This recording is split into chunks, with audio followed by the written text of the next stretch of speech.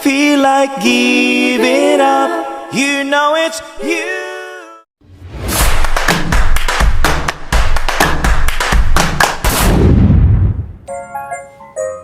Kamusta mga boss? Magandang araw sa inyong lahat.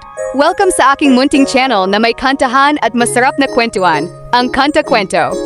Dito natin pag-usapan ang lahat ng nakaka-excite na balita tungkol sa ating mga paboritong musiko. Kaya siguradong hindi kayo magsasawa sa bawat update natin dito. Mga kakwento, may napakagandang balita tayong lahat ngayon. Nagkita na nga ang dalawang pinakasikat at pinakamahusay na family band dito sa ating bansa, ang Franz Rhythm at ang Mission Souls. At alam nyo ba ang pinaka-espesyal? Kapwa nga sila ipinagmamalaking tubong Cebu. Ibang klase talaga ang talentong galing sa ating mga kababayan sa Visayas, hindi ba? Ano kaya ang pinaghahandaan nila ngayon? Sa palagay nyo ba? Nagkataon nga lang ba talaga na nagkasabay sila sa iisang lugar? O may mas malalim at espesyal na dahilan ang pagkikita nilang ito? Ako? Talagang hindi ako naniniwalang nagkita sila ng wala lang. Sigurado akong may malaking dahilan at may ipagmamalaki silang ibabahagi sa atin. Tara na at pag-usapan natin ang lahat ng kaganapan dito.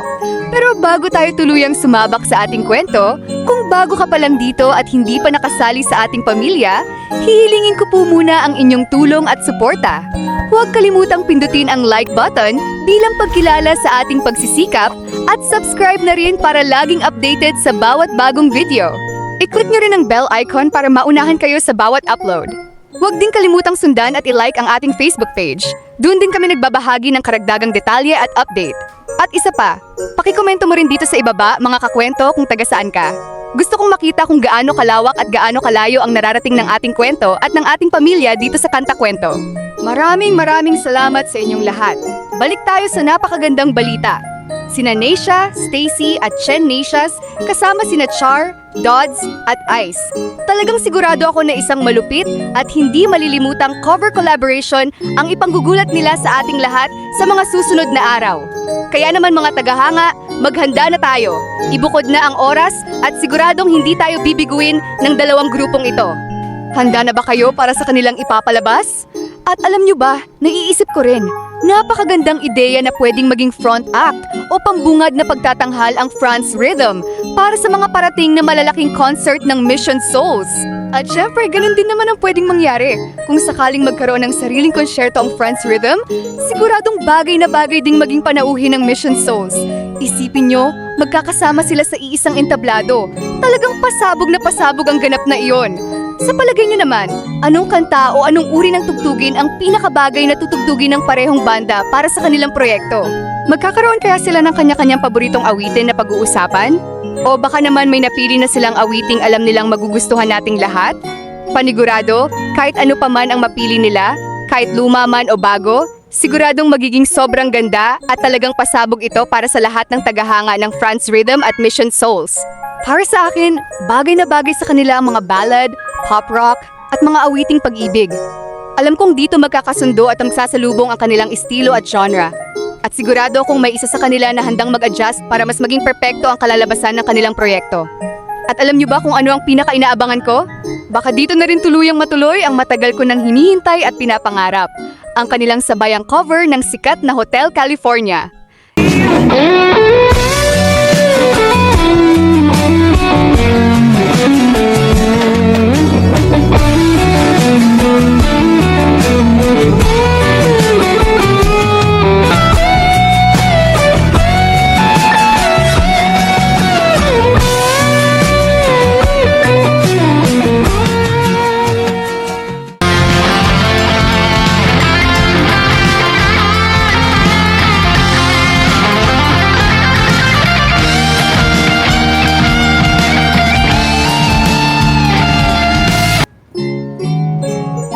Ibang klase siguro ang ganda niyan kapag narinig natin. Talagang sobrang nakaka-excite naman isipin. Parang sa isang kurap lang ng ating mga mata, bigla na lang silang mag-upload ng video na magkakasama sa loob ng iisang studio, sabay-sabay na tumutugtog at nag-aawitan.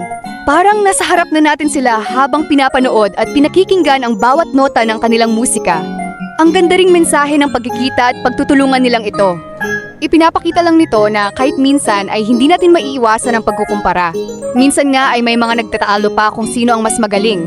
Sa huli, nananatili silang iisang lahi, iisang dugong Pilipino, at iisang mitiin ang kanilang tinatahak. At iyon ay ang paglikha ng magandang musika na nagbibigay ligaya sa atin.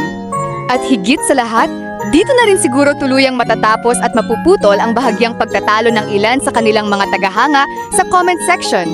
Dito na natin makikita na pwede palang magsaya at magtagumpay ang lahat ng walang nag-aaway, ayos na ayos, hindi ba?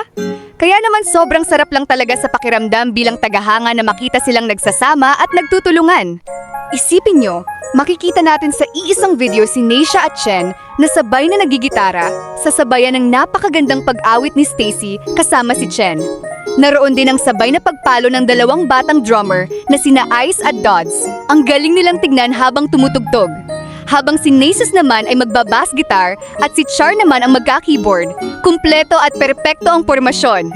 Talagang hindi na ako makapaghintay na mapanood at mapakinggan ang buong proyektong ito, mga kakwento. Kayo ba? Ano ang inyong palagay at opinyon? Nagkataon lang ba talaga na nagkita sila? O may malaking sorpresa at napakagandang proyekto silang inihahanda para sa ating lahat?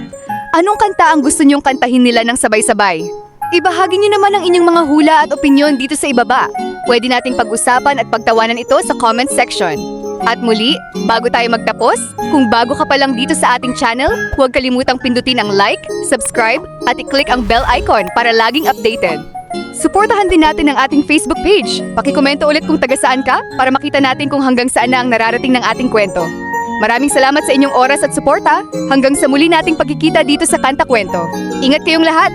At sana mga kakwento ay mag-join kayo sa ating membership. Ito'y 25 pesos lamang upang ma-access nyo ang ating mga special emoji para sa comment section at mga early access sa ating mga content at marami pang iba. Salamat na agad mga kakwento. Salamat sa pagsama sa akin hanggang dito sa dulo ng ating kwento. Muli, ito ang Kanta Kwento na nagsasabing mabuhay ang talentong Pilipino.